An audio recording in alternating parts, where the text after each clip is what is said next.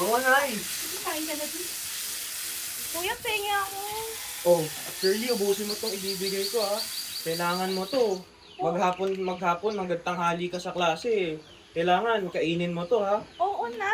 Huwag na mag-away. Tara, kumain Nay, tayo. ikaw rin. Ako na maglalagay para sa ng... Ay, nga.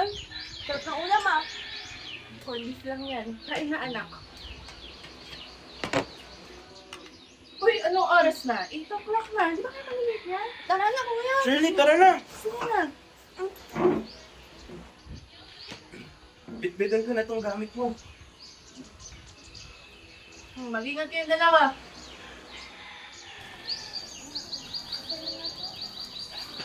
Shirley, ginagawa mo ba yung yung homework mo? Baka nanonood ka ng TV ha? Ang samahan sa ukay-ukay pagkaswelto ko. Sige. Basta pagkakuha ko ng sweldo ko, tayuin na lang natin yung ukay sa kabilang barangay. Kasi alam ko marami doon. Dami sa pena. Oo, sige na. Pumasok ka na doon at baka malate ka pa. Oh. Basta, antayin mo si nanay ha, huwag ka lalabas agad. Okay? Ingat. Sige. Bye-bye!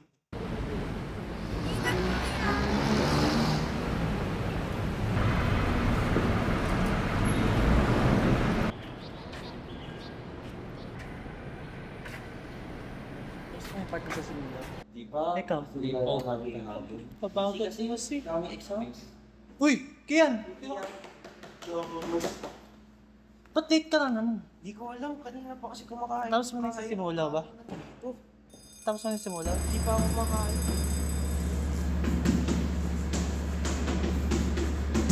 When it comes to drug addiction, what do you think is the proper solution to address the drug problem in the Philippines? Is it right for us to depend on the power of the police to the point of killing suspected users? Okay yan. Prof, I believe the drug addiction problem shouldn't be solved through violence. Hindi po tama na patayin natin sila. Mga tao rin po sila. Hindi po sila problema na kailangan burahin. Mga taong may sakit sila. Kung puro baril pa rin ang solusyon, wala ko talagang magbabago. Mas kailangan natin ng doktor, hindi bala. Kailangan natin ng tulong, hindi ng takot. Okay, class dismissed. Remember to do your essays, ha? The deadline is on Monday.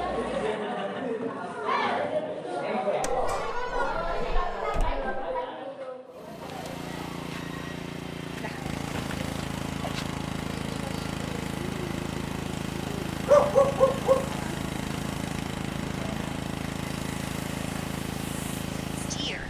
On August 14, 2016, Sherwin Polo was celebrating his birthday together with his friends, Darwin Hamoy, Harold Arevalo, and William Boteos, when they were shot at by policemen from the QCPD Station 6.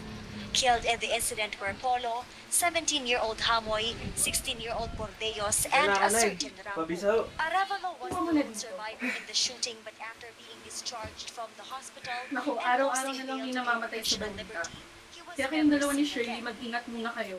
At ikaw naman, huwag ka na munang dumaan dun sa ispilitang shortcut. Mahirap na sa panahon ngayon. Yes, Nay. Akit muna ako.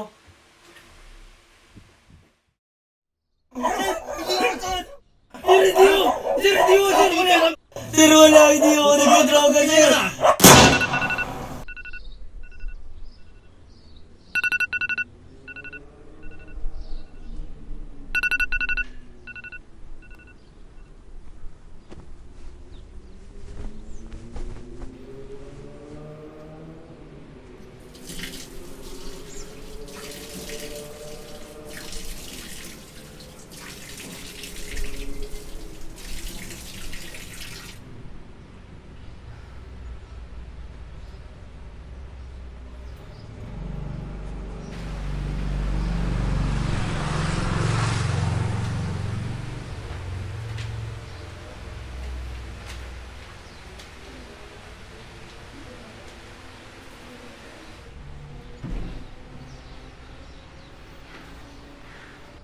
Shirley, dalihan mo. Tara na. Mag-ingat kayo, ha? Ano yung gamit mo? Hindi na nag-bless.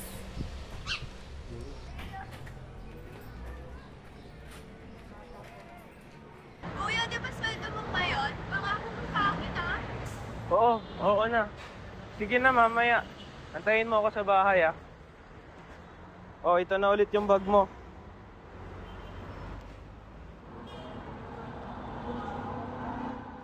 At ito yung baon mo. Antayin mo ulit si mama dito sa labas, ha. Huwag kang lalabas agad ng school. Okay? Perfect. Bye-bye, kuya.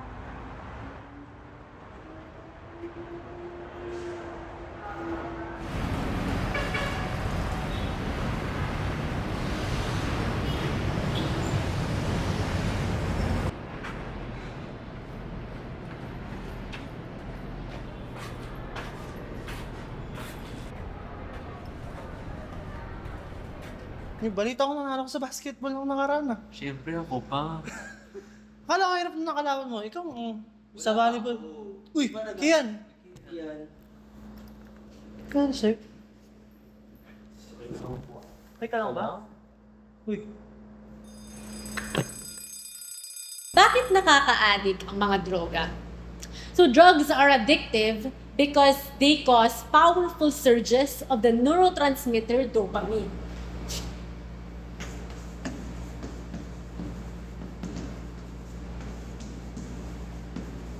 We call this a dopamine overload. So in a dopamine overload, these surges of the neurotransmitter teach the brain to seek the substance compulsively. The risk of addiction is further influenced by various factors, including biological, developmental, and environmental factors. Okay, class dismissed. Yung mga essays nyo may mga di pa nagsasubmit. Prof. Yes, Kian. Pwede bang humingi po ng extension sa essay na pinagawa last time? Bakit? Overtime po kasi ako sa trabaho sa construction, kailangan po magtrabaho. Kailangan po kumita ng pera. Sige. Extend ko na lang hanggang bukas. Submit mo na yun hindi na ako mag-provide ka na akong more extension. Sige, Prof. Thank you po. Sige.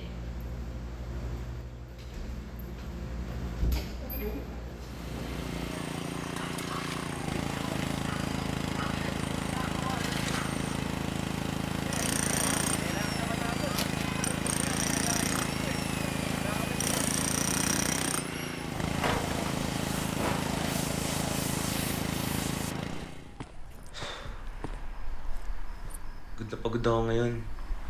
Kailangan ko pa mag-aral para sa exam ko bukas. Kaya lang, sabi ni nanay, huwag muna ako tumaan dito at delikado. Andyan ka lang pala. Pinahihirapan mo pa kami. Nasaan yung mga hideout nyo ha? Sino yung makasama mo? Nasaan sila? Saan na? Sus, palusot ka pa. Nakita ka na namin kanina. Sumagot ka na o tutuloyin kita! Kasi raw, baka may pulis na nag-aabang. Bang!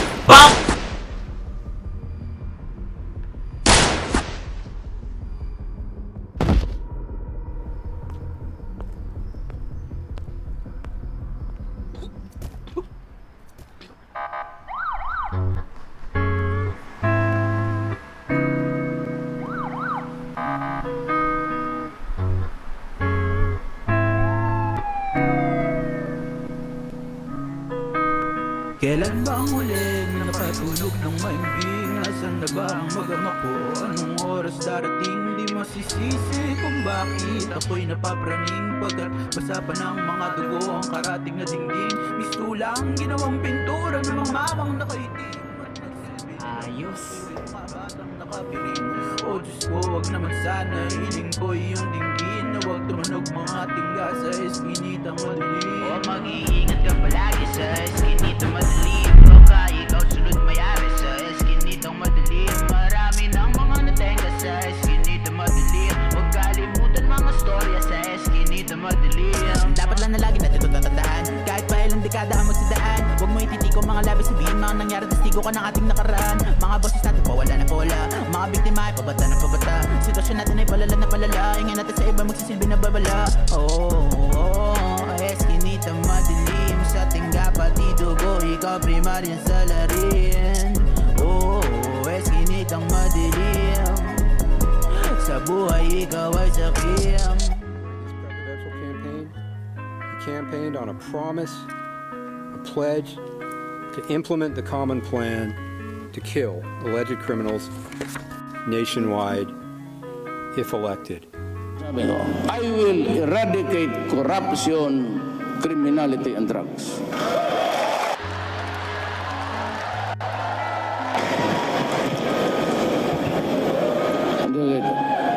If I become the president, I will order the military and the police to hunt down the drug lords, the big ones, and kill them.